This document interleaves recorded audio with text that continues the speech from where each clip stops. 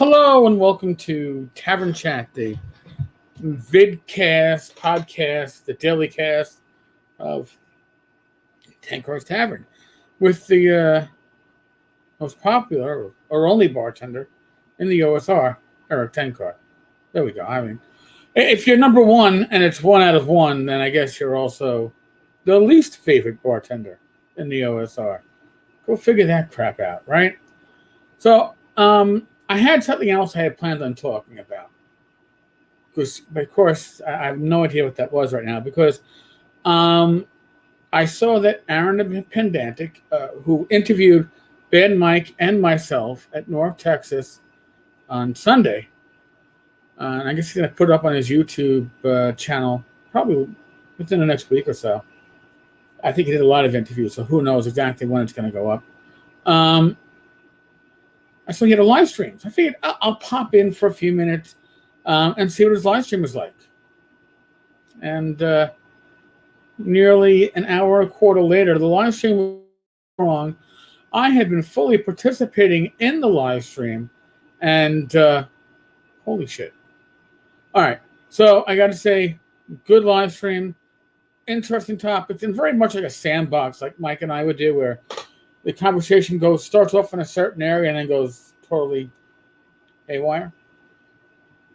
So he was talking about politics and purity in gaming, and pretty much why we don't talk politics in gaming, because it's just not appropriate. And that is true, because the way I look at it, if I was going to go to a rosary meeting at my local parish, I wouldn't sit there and as people are talking about religious thought and prayer, I wouldn't go, oh, and by the way, in my over the weekend at North Texas RPG Con, I was playing in a Star Wars D6 session run by James Shields, and oh man, it fucking kicked ass. We did this and we did that.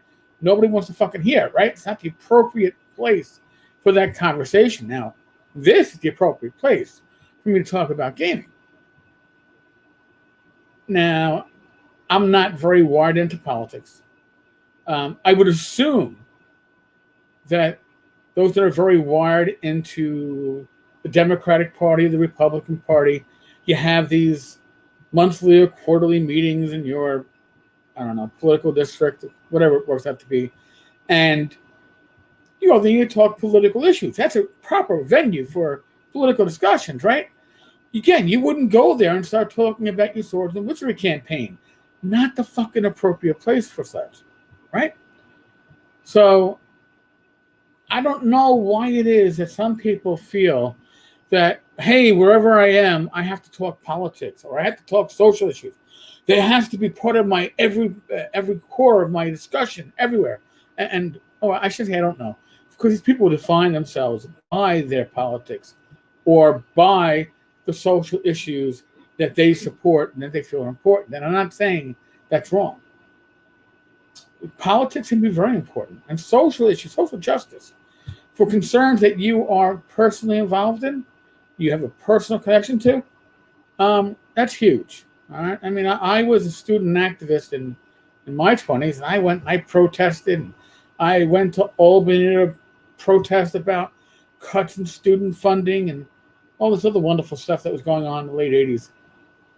However, we did it in an appropriate location, right? I don't think, again, I wouldn't take those student issues to my local church. Just not the right venue. And I think that that's part of the issue. So I don't know how to address it other than to say, as I've often said, when it comes to a tavern, it's not an appropriate location for discussion of real-world political or social issues. They are very important topics to discuss, right? But this isn't the proper place to discuss it. Now, moving on from that, again, the discussion with Aaron the Pedantic, I want to say pandemic. Aaron the Pandemic went on to discuss, I think, like a purity test in gaming. Like, well, you can't be OSR unless you do X, Y, and Z. And I'll admit that there was a certain time when I was offended by people going, oh, well, my game is 5R, trying to mix mash the OSR and 5E and make it into something different. But you know what? Fuck it. You make what you want. Okay? You really do. And if you wanted to find something like that as being OSR, well, you know what? The community will decide whether they see it as OSR, but I don't see why it's an issue with you self-identifying as an OSR player, even if you're playing with a mishmash of 5e rules. But then that also brings up gatekeeping, right? I am a huge advocate of lowering the bar, not just to come into gaming, but to come into the OSR. A lot of people look at the OSR and they see the OSR as complicated. And it's complicated not necessarily because of the rules themselves, although often I think it's the presentation of the rules. AD&D 1E was not presented in a very absorbable manner. Okay, the DMG is a mishmash, not presented in any logical fashion, as far as I can tell. When we have Tunnels and Trolls, the earlier Tunnels and Trolls, who knows what they were thinking when they were putting that shit together. The rules are good once you can, and they're simple, once you can understand them because of the way they're presented. So I think old school OSR re-imaging of the classic rules has done a great job in lowering that bar.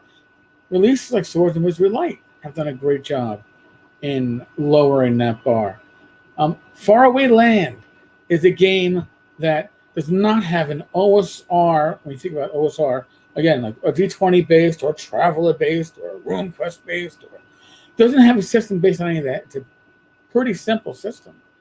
But the tropes and the feel of that game is old school, purely old school.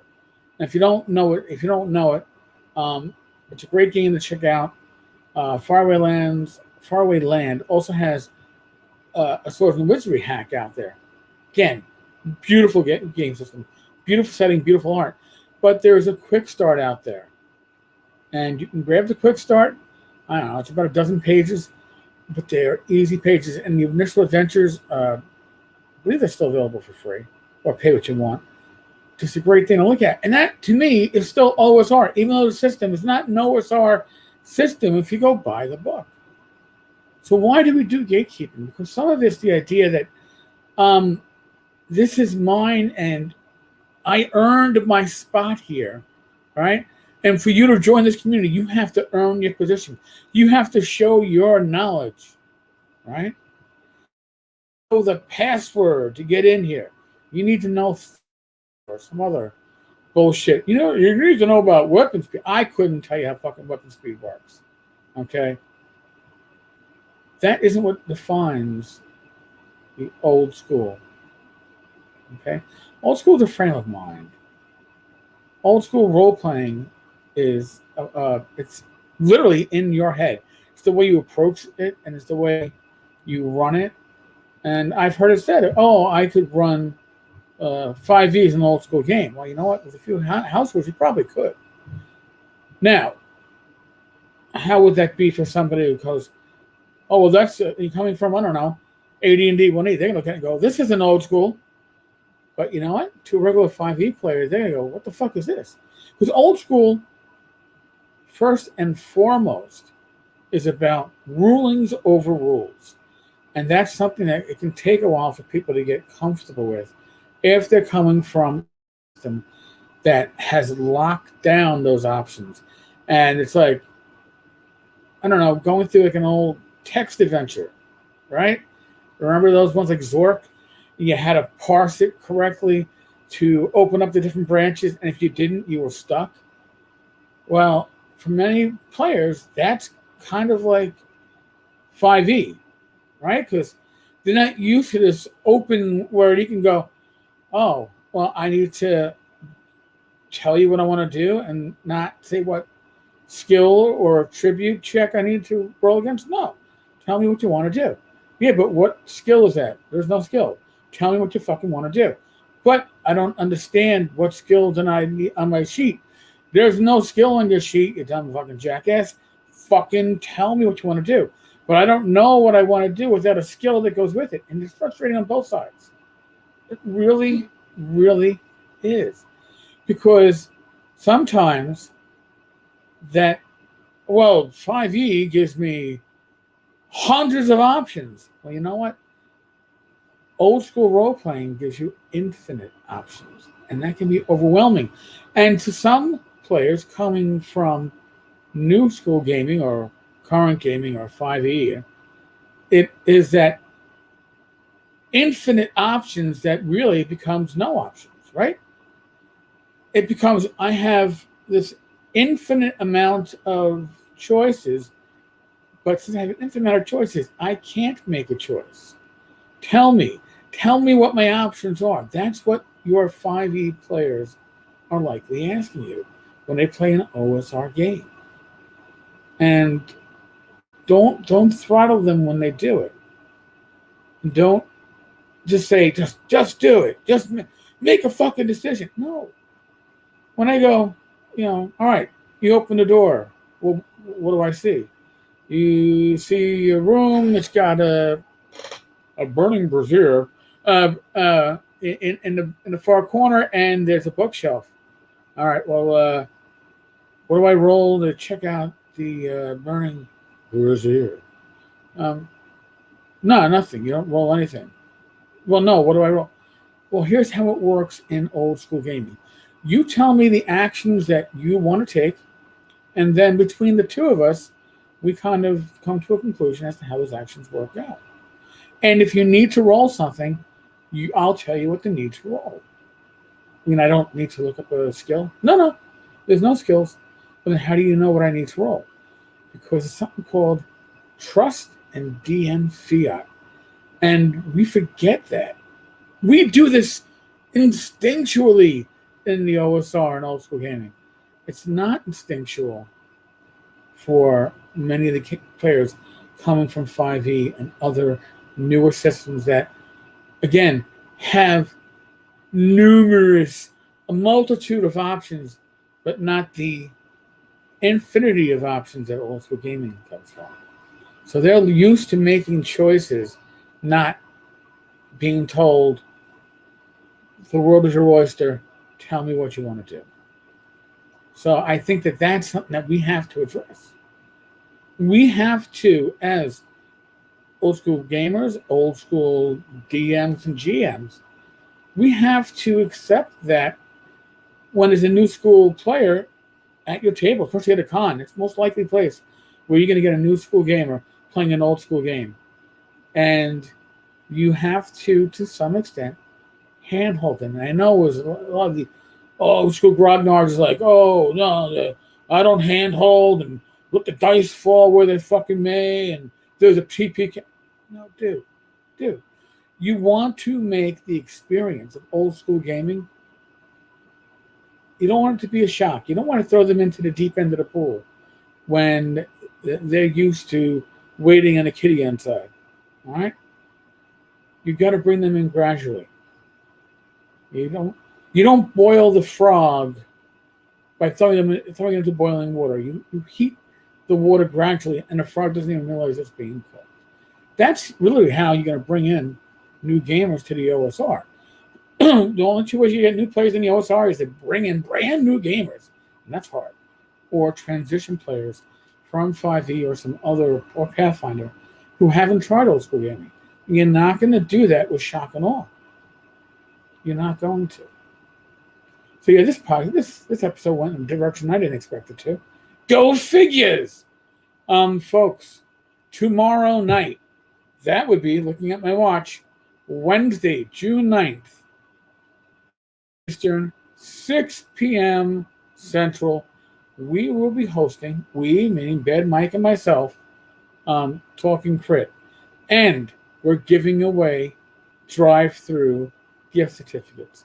Total value, $500, one $250, two $100, $150. How, you ask, can you get your chance to be gifted randomly? Two things. Subscribe to this fucking channel. Get your friends to subscribe. It costs nothing, right? YouTube.com/10 Cars Tavern. And watch the live stream, and during the live stream, comment. And comment relatively frequently. Be relevant to the conversation. Drive the conversation. And we will award these monies. Now, is it possible that we may say, all right, well, we're going to reserve one or two of these awards for the most entertaining comments that totally derail us? Maybe just to inspire you all or do something. But Mike and I will discuss that tomorrow prior to the live stream. We may actually do show prep, though I wouldn't bet on it because we don't like doing show prep. Folks, we're still in the midst of the world of the pandemic. As you can tell, I'm still losing my voice from the convention. A convention where I didn't run any games and I didn't work the frog on a table. We didn't have a table. Still losing my voice tells you how much talking I did in socializing with people in this community. And we were pretty much maskless. I'm immunized, Rich is immunized, most of the people at the con were immunized. Here's the deal. I'm not telling you to get immunized. Not my position to do so. I am not a medical professional. I make no allusions to being so. I will ask that you use your common sense to take actions and precautions that keep yourself, your loved ones, your friends, your family healthy and safe. If you're not safe, you can't help others. You've got to be healthy. So do what you need to be healthy. Be safe, be well. God bless. Roll those dice. And God will. Back again tomorrow at 8 p.m. with Bad Mike, and we're going to give away some fat loot. Knock on wood. All right, folks. I might pop into Aaron the Pedantic again and see if the stream is still going. It might be. I don't know. All right, folks. Ladies.